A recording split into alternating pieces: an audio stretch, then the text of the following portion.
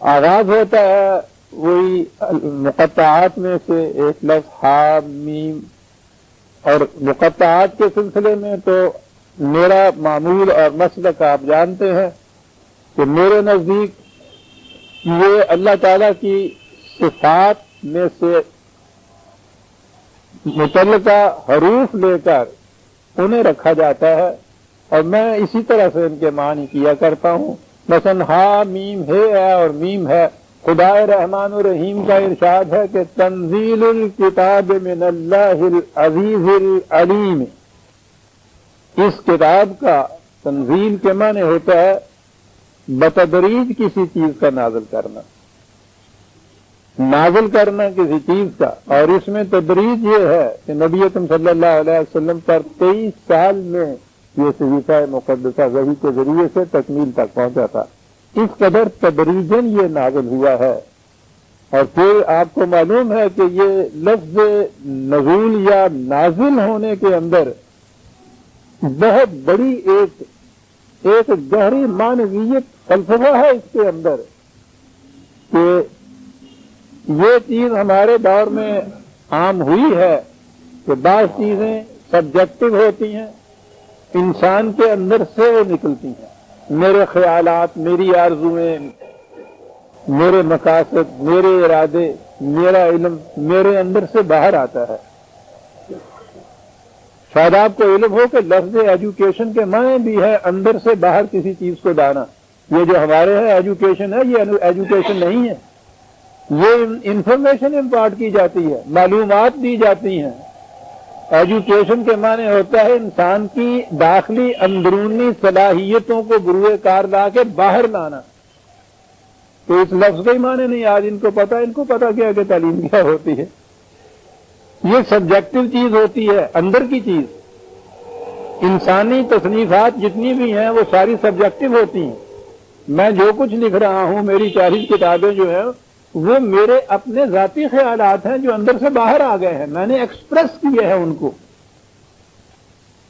وہی ایک ایسی منفرد ذریعہ علم ہے کہ وہ انسان کے اندر سے باہر نہیں آتا، باہر سے کوئی شے اندر آتی ہے۔ اور اس طریق کو عربی زبان میں جو نازل ہونا کسی چیز کا ہے، اس کے معنی ہوتا ہے اوپر سے کسی چیز کا اندر یا نیچے آنا۔ تو وحی کی ڈیفینیشن اس لفظ کے اندر آ جاتی ہے کہ یہ ما ینطق عن الہوی، یہ رسول اپنے خیالات کا اظہار نہیں کر رہا، یہ سبجیکٹو چیز نہیں ہے، بلکہ یہ نازل ہے ہوئی خدا کی طرف سے تنزیل من اللہ۔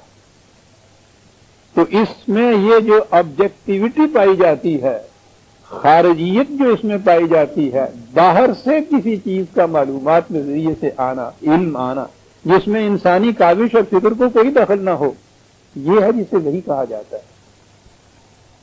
وحی کی کنہ اور کیفیت، کیسے وحی آتی تھی خدا کی طرف سے، کس طرح حضور اس کو ریسیو کرتے تھے، یہ چیزیں ہم نہیں سمجھ سکتے، صرف صاحب وحی سمجھ سکتا تھا۔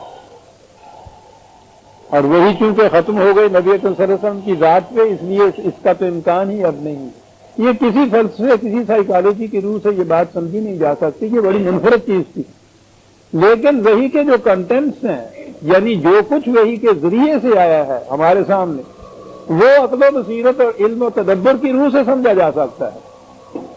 تو اب ہمیں اس سے تو غرض نہیں، اتنے حصے پہ تو ہمیں ایمان لانا ہوتا ہے کہ یہ نبی اکرم صلی اللہ علیہ وسلم نے جو یہ فرمایا ہے کہ یہ میری فکر کی تخلیق نہیں ہے، یہ وہ علم ہے جو خدا کی طرف سے مجھے براہ راست ملا ہے، یہ تو صرف ایمان کے ذریعے سے ہم اس کو تسلیم کرتے ہیں۔